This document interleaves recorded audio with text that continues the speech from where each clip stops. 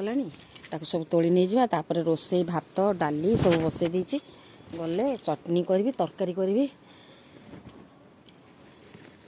आउ आलू भर्ता टिके करदबा बास टमाटर लेंबू यही सब जिनिस खाइले ना देह भी भल रहे आउ देहर माने कोलेस्टेरोल भी हेनी डायबिटीज भी हेनी निम्ब पतर ये जो आमर तुलसी पतर ये जो पुदीना लेंबू हलदी यही सब खाइबा कथा सब बेले खाइबारे एगुड़ा सब यूज करिया कथा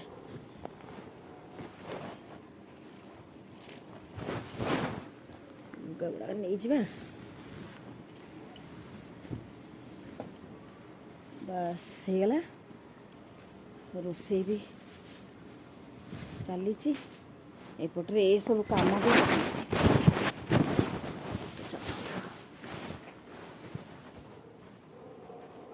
ଖରା ହେଉଛି ଏବେ ଖରା ହେଇଗଲାଣି ନା ବହୁତ ଖରା ହେଇଗଲାଣି दर्शक बंधु नमस्कार तो चलतु ये मिनी ब्लॉगटे आपण मानकर घरे समस्त घरे तो एसी रो व्यवस्था थिबो आजिकल तो कूलर बहुत कम रखुंट आपण मैंने जानी एमती जदि एसी रो अवस्था हुए डस्ट भर्ती हुए ये एमती घर तैयारी होची पाखापाखि माने गोटे वर्ष जदि एसी रो जालीटा को देखंतु केमिति माने हेइची आटा को जदि सर्विसिंग न करिकी माने वाश न करिकी ताको जदि आमे डायरेक्ट लगे दउचे ताले एसी रो अवस्था कौन हम आउ रूम तो एक ठंडा हेनी आउ जमीती हेले भी गोटे माने किछि भी हेई पारे दुर्घटना जमीती कि देखंतु ए जाली जो डस्ट पूरा भर्ती हेइची ताको आमे जदि भल भाबरे सफा करि देबा तो बढ़िया रूम ठंडा हेइ जिवो आ सोइबा आउ जेतिकी भल सेतिकी आमे तो गछ रखी नाहंती सेटा मनीष ही दायी आउ गछ तो सबुआडे कटाकटी करिकिनी जेतिकी प्राकृतिक विपर्यय एवं जेतिकी असुविधा होउछि सबु पई मनीष दायी तो चलतु एमे एसी सफा हेइगला आउ एमिति अलंद डस्ट जेतेबेले जाली रे थिबो से एसी लगे किछि लाभ नाही तेणु करे सफा भी हेइगला आजिर खाइबाटी केमिति कोन खरा बेले करिथिली आउ पूरा सकाळु सकाळु आज व्यस्त कारण एटे एसी सफा को घर काम को तापर संज बेले एटा देखंतु टी शर्ट मत कहले छंदा टिके आयरन कर दिए मु हाँ छंदा आयरन पई तो अच्छी घर काम पई अच्छी व्यस्त हबार नाही तमे व्यस्त काहे की होउछ आयरन पई जेतिकिटा थौछ थुओ मु देई दउची टी शर्ट तो टी शर्ट गुडा मु तो एमिति भी प्राय वीडियो रे मु कहिछि कि घरे मु टी शर्ट गुडा आयरन टिके टिके कारण सेटा अल्प आयरन दरकार हुए एमिति भी नॉर्मली लोक देखिबे टी शर्ट गुडा आयरन ही दियंतिनी किंतु टिके कोचा मचा थिले भल लागेनी ताको टिके टिके हल्का फुल्का टी शर्ट गुडा आयरन करके मु हेंगर रे टंगई देली तापरे संज बलर नास्ता माने वर्षा सकाळ जेतिकी खरा गरम सेतिकी देखिला बेलू संज हैला माने झड़ी तोफान आरंभ हो जाउची तो वर्षा प्रबल जोर रहला ताकू देखिकी मु कहली टिके मैगी करदबा तो मैगी सांग को कोली आचार करा हबो बोली पूरा बाछि बुछिकी रखिथिली ताकू भी टिके करदेली तापरे मैगी करिला परे राति रे पुणी परटा करिकी आमे खाइथिलु तो चलंतु मैगी नास्ता रे कहीं वर्षा टिके हेई गला तो मैगी टिके बढ़िया लागिबो ता सांग को वर्षा पाग को गरम गरम मैगी तो चलतु परिबा न पकेकी सान पुओ कहे परिबा न पकेकी करबा पई कि तो मु चाकू चुनी चुनी करिकी काटिकी परिबा जेहेतु जमारू परिबा खाऊ नांदी एमिति देखंतु दिन भरी खरा होउची राती माने राती कोन 7टा 7:30 जेमिति होउची क्लाइमेट एमिति हे जाउची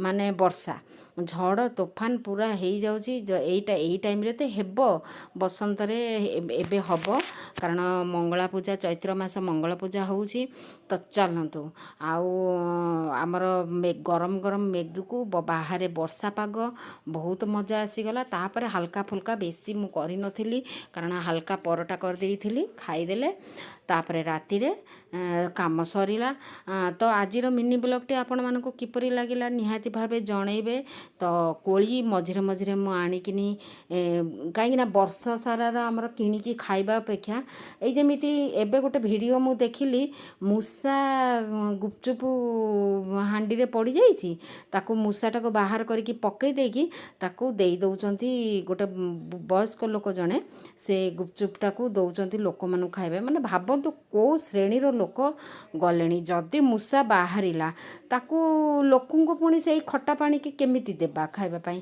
ତ ଏଇମିତି ଯଦି ଅବସ୍ଥା ବ୍ୟବସ୍ଥା ଦେଖୁଛନ୍ତି, ସାଙ୍ଗେ ସାଙ୍ଗେ ସୋସିଆଲ ମିଡ଼ିଆ ଯୁଗ ହେଲା, ସାଙ୍ଗେ ସାଙ୍ଗେ ଲୋକଙ୍କୁ ସଚେତନ କରାନ୍ତୁ।